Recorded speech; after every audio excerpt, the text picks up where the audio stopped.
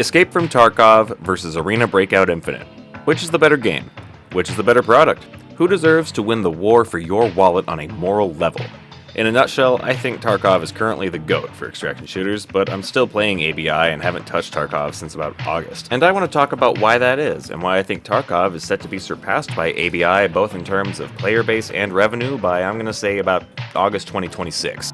Assuming that the ocean-based, non-human intelligence operating the drone swarms over the East Coast don't decide to initiate humanity's next interspecies war, we're currently 0-1 against the emus and the stingray situation is ongoing, but mercifully contained to the British banishment zone. I expect to see another 2 to 3 maps, way more skin options, better quest design, and a significantly larger player base of people who want the Tarkov experience without shelling out 250 US crypto doubloons. Free-to-play games have dominated the market for like a decade now because pay for only the cosmetics you want is a sales model that everyone can get behind.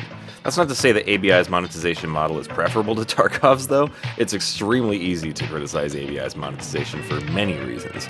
If you were to actually pay for a giant keyring in the 2x3 secure case every month, you'd be in deeper than a Tarkov standard account in like 3 months. And that's not even touching the certifiably insane gacha pricing for some of the least inspired skins money can buy in any video game. If you want to compare apples to apples, what's the better game right now? There's absolutely no question, it's Tarkov. Like, what are you fucking kidding me? It's got more maps, a better physics engine, the scariest gun sounds I've ever heard in a game. The quests are simplistic, but significantly more engaging than ABI's so far, and the long-term satisfaction you get from grinding from a level 1 thug to a level 44 street mobster with a Bitcoin farm and a standard kit that runs about 500k on the low end, I mean, there's no comparing. Sure, Nikita might be a chronically dishonest little rat fuck who doesn't respect the players keeping his studio lights on and likes to play dumb about what the definition of DLC is, but he's also an artistic genius, unfortunately. I mean, that's pretty par for the course, right? There's no shortage of great artists out there who are infamously problematic people.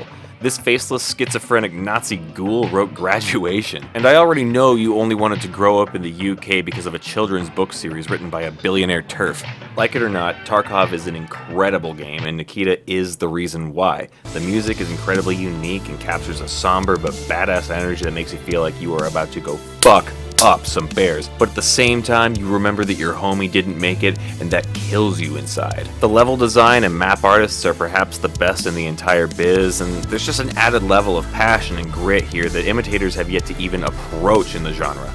And beyond that, this dude has written books and there's movies and all sorts of extra content that just sort of builds this world up. This much lore for a stupid-ass looter shooter, and half the mechanics that are actually in the game are stuff that people actively don't want, like mortar strikes and tripwires. And when people tell him, hey, Nikita, that sounds fucking horrible, I just want some graphical optimization, he tells you to get good and that you don't know shit about video games or coding. It's an uncompromising and almost hostile attitude for a game developer, and it probably shouldn't work, but yet Tarkov is still utterly unassailable as the hardcore extraction shooter. I think that's because of the intensity of Nicky's directorial vision. And as a result, Tarkov has left a trail of imitators' bodies in its wake for years. So like, how in the fuck can ABI, a blatant, shallow copycat game with only 4 maps that are all pretty mid, with more generic-looking graphics, potentially stolen code, dog shit monetization, and a generally stripped-down experience devoid of hideout build-up, crafting, scav karma, etc. Like, how can that possibly hope to compete with the GOAT? The answer? Optimization, and it's fucking free. That's all it takes, dude. Take an uncompromising, highly artistic experience and then compromise the fuck out of it for mass market appeal, make it free to play, and sell cosmetic DLC to fund it. If you can just make the game feel good to play, players will forgive everything that you fall short on, up to and including stealing the entire game from another developer. I love Tarkov, but real talk, dude, that shit runs like a computer virus. I haven't been able to play Tarkov for months because the performance has just tanked worse and worse with every subsequent patch since I started playing. And every other game runs just fine on my PC, so I switched to the optimized free version, Arena Breakout Infinite. I literally do not care if Tencent sent more fun to Mission Impossible through the skylights of BSG to snatch Tarkov's source code. If the copycat is fun and free and runs better than Tarkov, check, check, check, I am going to play it, and I'm pretty sure that's how most people think of video games. Is it shitty to steal art from a genuine artist? Yes, absolutely. But if said artist is notoriously shady, non-communicative, and just disrespectful to his fans, well, you won't count me among them.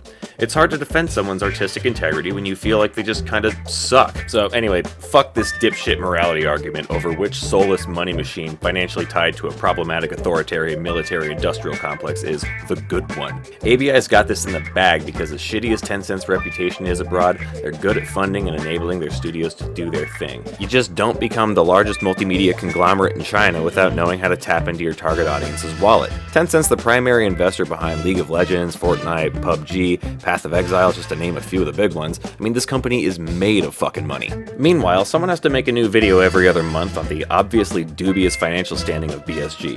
Pretty much anyone who does the math has concluded that BSG's single largest source of income are banned cheaters and cheat developers.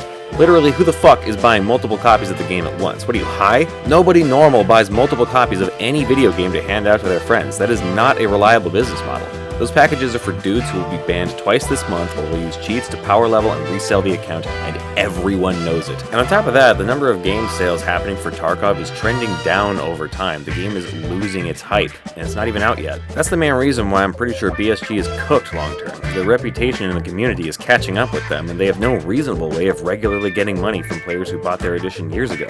Soon they'll just have to push the game out, and outside of a couple map DLCs that they'll inevitably try to avoid giving to EOD and Unheard players, because, of course they will. The goalposts are always moving at Nikita's house. Like, what do they got? I have zero faith in either of these companies to, quote, do the right thing, but More Fun is at the very least focused on improving the user experience over more random bullshit nobody wants. I feel like More Fun's got a lot more to prove as a young developer competing with a notorious industry titan, and having the mobile game as a foundation to the PC game has led to breakneck development speed. ABI sends out surveys to players every couple weeks, and the feedback is actually used in the next patch.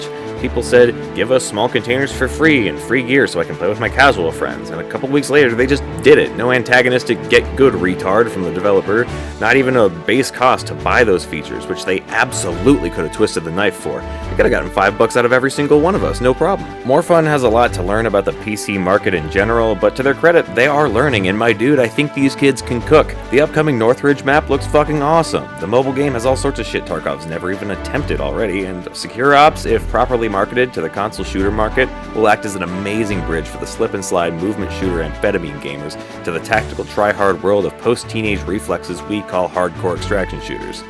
Speaking of console players, this is supposedly going to hit consoles at some point, which, rip Tarkov, hardly knew you, dog. Whether or not ABI actually surpasses Tarkov in terms of quality is almost irrelevant if it can just pull off Tarkov-ish for the masses, and the writing is on the wall, guys. Simply staying the course and adding to the game while keeping it well-marketed, stable, and free-to-play will 100% seal the deal long-term. Frankly, Tarkov itself started off as barely more than a stalker mod, and virtually every asset in the game is a scan of real items that they didn't make themselves. Nikita did not invent the AK-74, Who cares if it looks the same in both games? Of course, if over the next 18 months ABI decides to go full send on girls' frontline crossover skins and other gaudy neckbeard cringe, rather than just making a real competitor to the game they're cloning, I will be way out of here and hoping for further Tarkov optimization with all the other Nikita tolerators. But for now, I feel optimistic about the future of ABI, and Tarkov's future looks, nebulous at best. I hope Tarkov can, in fact, get its act together and deliver a badass, well-optimized, and most importantly, fun game when it's time to leave beta and go gold, but I'm extremely happy to have some meaningful competition around now, if only to influence the artistic genius in the room to stop being such a douchey fucking weirdo and make some quality of life changes for the sake of the players here and there. Anyway, that's about all I got to say. Play whatever you want and don't fight these people's battles for them. That's for their courts to handle.